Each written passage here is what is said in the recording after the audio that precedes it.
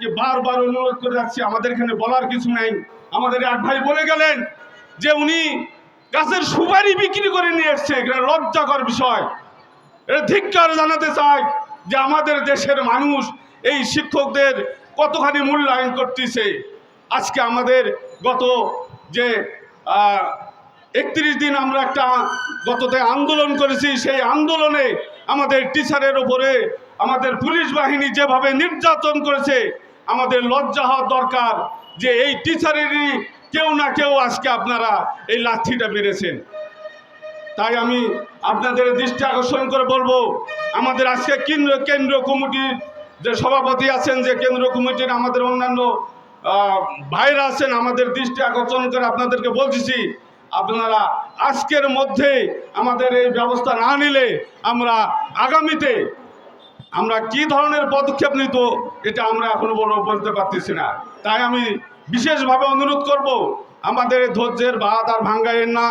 আমরা দীর্ঘদিন ধরে এই রাস্তায় পড়ে আছি, এই রাজপথে আমাদের আর থাকতে ভালো লাগে না।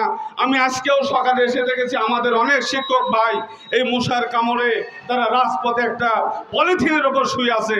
লজ্জা হওয়া দরকার এই দেশের মানুষের যে আমরা শিক্ষক হয়ে একটা মানুষ গড়ার কারিগর হিসাবে আজকে আমরা রাজপথে ধুলা বালির মধ্যে।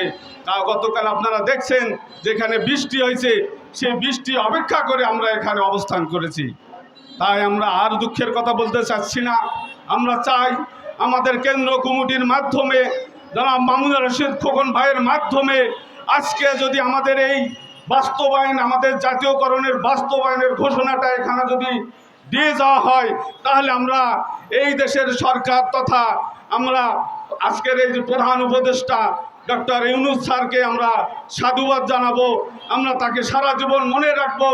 আমরা যারা এখানে যতদিন কর্মরত থাকবো, আমাদের সন্তান ভবিষ্যতে যারা থাকবে তারা তার গুণগান গাবে। এছাড়াও আপনারা জানেন যে আমার এক ভাই বলে গেলেন যে 33 শতক আমি জমি দিয়েছি। শুধু 33 শতক না, আমাদের 4500 স্কুল, এই স্কুলে প্রতিটা স্কুলে 33% জমি দেওয়া আছে।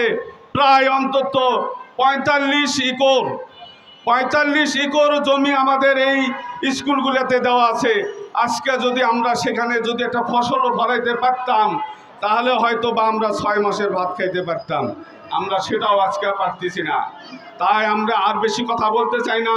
আমি সকলের আবারও সুস্বাস্থ্য এবং দীর্ঘায়ু কামনা করে আমাদের আজকের এই দাবি, আমাদের মানববন্ধনের যে জাতীয়করণের যে বাস্তবায়ন দাবি, এটা আমরা আজকের মধ্যেই যাতে আমরা এখানে পাই, সেই আশাবাদ ব্যক্ত রেখে সবার সুস্বাস্থ্য দীর্ঘায়ু কামনা করে আমি আমার কথা শেষ করতেছি।